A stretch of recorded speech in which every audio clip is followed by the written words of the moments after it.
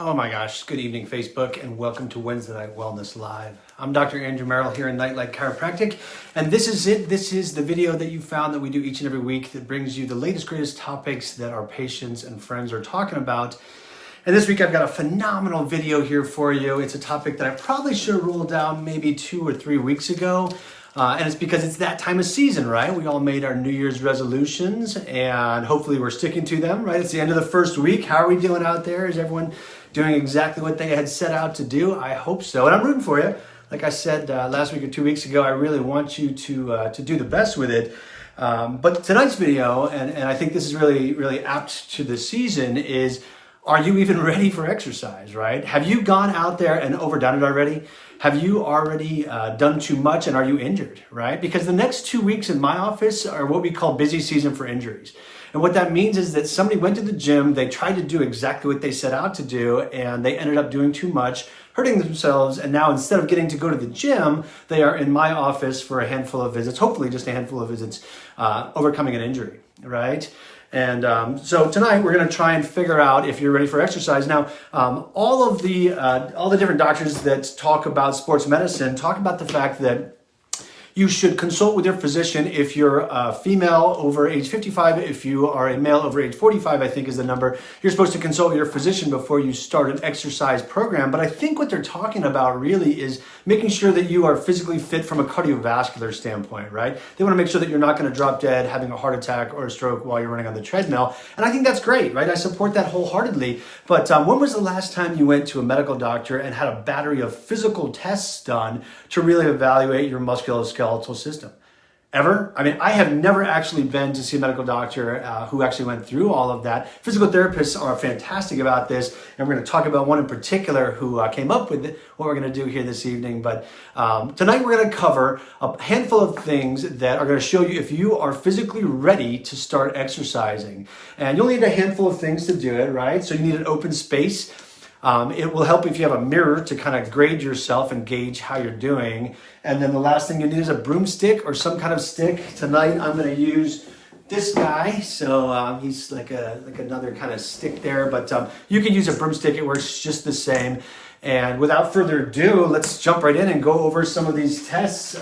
This all comes from a book called Movement by a guy named Greg Cook. Fantastic book. It's not really for you, the layperson, or you, the patient. It's really for the practitioner, either the physical therapist or the chiropractor, or maybe even the medical doctor. But he has this whole functional outcome worksheet, and we've actually used this a handful of times, more for like DOT physical folks who we didn't think were up to snuff.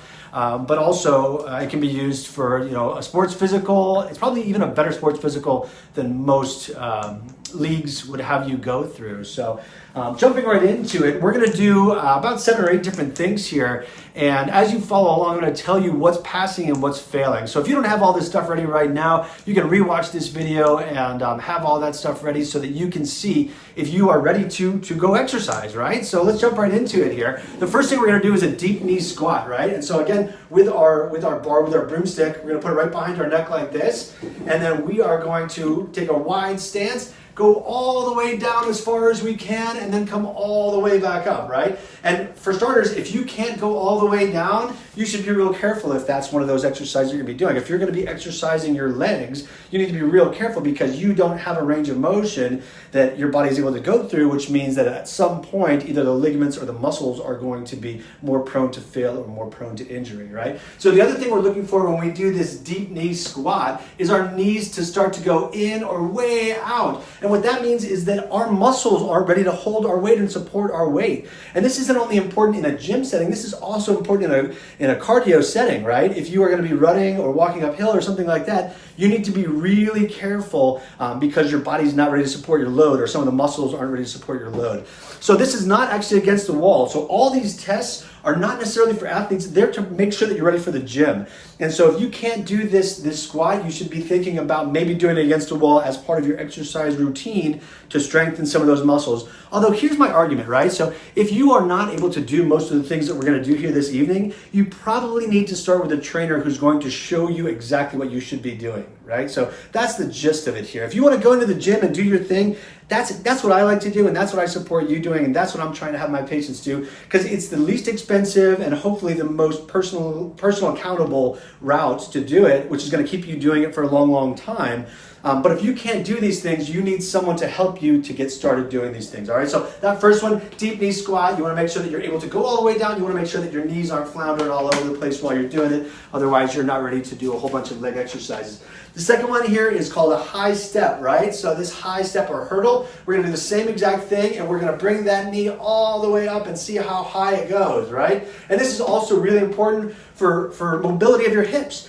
All right, because if we're going to be using our legs, if we're going to be exercising our legs, if we are going to be running on a treadmill, walking on a treadmill, walking on an incline, we want to make sure that our hips are not going to fail us. And part of that is your hip flexor, and this tests exactly that. So it tests mobility of the hip, and it tests the ability of your hip flexor to drive your leg forward, which we're going to need a lot if we're exercising, right? So grade yourself again. If you can get that leg nice and high so that your foot is over your knee or above your opposite knee, you've done a good job. If you raise your leg and you start to fall, it means that you have an insufficiency to muscle groups in your glutes.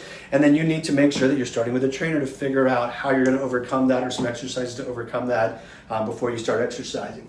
Let's see. The next one here is an inline lunge, right? So we're going to take that same stick that we have, that broomstick that we have, hold it right like this, and we are going to take a step forward and do a full lunge straight in line. Again, if you are finding yourself falling to one side or the other, you fail that test, right? So give yourself a 0 for that test and make sure that you're not thinking about doing that. Again, looking from the side, we're doing just an inline lunge. Same idea, either pass or fail. That's kind of what we're doing with all of these. If you're passing all these tests with flying colors, get in the gym, you're ready to go. If you're not passing most of these tests, maybe think about getting yourself a personal trainer or a physical therapist to help you do some of these. All right, so I wonder how many of you are following along. Is anybody following along actually? Is anybody actually doing this while we're doing this? Probably not, but hopefully on the replays you guys are doing some of these exercises, because I thought that they were going to be just a breeze, and after running a few miles this morning, after doing a leg workout this morning, I was practicing these before I started this video, and I'm like, oh my God, what if I fall while I'm doing an inline lunge? Like, this video would be no good. All right, so the next thing we're going to do, we're going to check our shoulder mobility here. And so to do that, we're going to use that same broomstick, and we're going to try and slide our hands up and down that broomstick so that we can get our hands as close as possible to one another.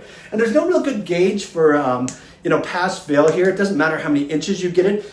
When we're doing it, I'm definitely measuring how close your hands are getting to one another. But when you're doing it at home, you just want to make sure that you're getting close, right? If you're getting close even with your hands, checking that shoulder mobility, you're in good shape to do some shoulder exercises or some upper body workout stuff, let's say. Okay? And there's a clearance test too. So another part of that is a clearance test. We're going to take your arm, cross it onto your opposite shoulder, and then raise your elbow all the way up. And what that's going to do is make sure that your AC joint in the front and your labrum, which holds your shoulder together kind of, is able to do that motion so that you can do a bench press, so that you can do a kind of an overhead press or an incline press. It's really important that you can do these things before you start doing heavy exercises in the gym. Okay, so the next thing we're going to do is just a straight leg raising test, and this is just to check mobility of the hamstrings. What you don't want to do is tear a hamstring and then it sits you out for a couple weeks or maybe even a couple months while you're rehabbing it and you're unable to do all the things that you wanted to do. Exactly like it sounds, folks. We're going to lay down onto a surface. We're going to raise our leg all the way up. We're looking for about 90 degrees, right? If you're not getting 90 degrees or somewhere close to 90 degrees, you probably need to do a lot more stretching and or find ways to modify your activity so that you are not at risk of tearing your hamstring, okay? So the next test, this is a push-up, right? So simple push-up, but you're starting from a prone position. And we're going to do a different clearance test after this to make sure that you're able to do it. But again, you want to make sure that your shoulders are able to create power with your chest so that you are able to do all kinds of upper body activities and workouts safely. Just as it sounds, you're starting from very neutral position and then just pushing yourself up. If you're unable to do a simple push-up from prone position, laying with your nose touching the floor, you probably need to back it off, start doing stuff against the wall, go slow. Like I said before, really, I don't want you even to risk it, right? I don't want to see you in my office if you're in the downtown area, Central Florida, because you injured yourself. I want you to do it the safe way. Take some time, take some dollars, and go, start with a personal trainer, start with a physical therapist. That's like today's video. Are you even ready to exercise? If you can't do all of this stuff, you need to make sure that you're starting with a professional. All right. The next exercise that we're gonna do, I think this is the last exercise that we're gonna do, is a rotary stability test. And we're doing a rotary stability test to make sure that our trunk motion and our kind of our core flexibility and our back flexibility are able to keep up with us when we're asking it to do all kinds of exercises in the gym. Again, you're gonna start in a quadruped type position like this, and you're gonna go ahead and take your arm and your leg on the same side, hold them all the way out, and then I want you to touch your knee and your elbow together, and then reach all the way out again, okay? And you're gonna do that on both sides, right? Easy enough. It's gonna help to make sure that you have enough core strength to hold yourself up to do all kinds of those other exercises that you wanna do. And the clearance test for that, to make sure that you have good back flexibility with all of this, is you're gonna start from that same quadruped position, but then you're gonna lean all the way back. Your butt should touch your heels, and your stomach should touch your knees, right? And if you can't do that, if you can't make sure that you're leaning all the way back into that, that means that you lost some of the flexibility of your lower back, and you probably want to start with a trainer or a physical therapist to make sure that you're not about to make yourself worse. Anyways, I'm kind of winded after doing that battery test as fast as it is, but I hope that if you didn't follow along just now, that you take a time to rewatch this video and make sure that you're able to do some of those exercises to get you started in the gym. I don't want to see you in the next 2 weeks. We've been really, really busy. I'm sweating right now, and partly it's from those exercises, and partly it's just because we've had so many patients coming in the doors. And anyways, thank you for watching this video. Great to see all y'all, but I hope I see you here next week for another Wednesday Night Wellness Live instead of my office. You can always reach me at drmerrill@nightlightchiropractic.com. Any comments or questions that you have, you can throw right into here, and I will probably find them within an hour or a day. Otherwise, you can always find our blog at nightlightchiropracticonline.com with tons of great information. I will see you next week. Have a great week. Be healthy, and good night.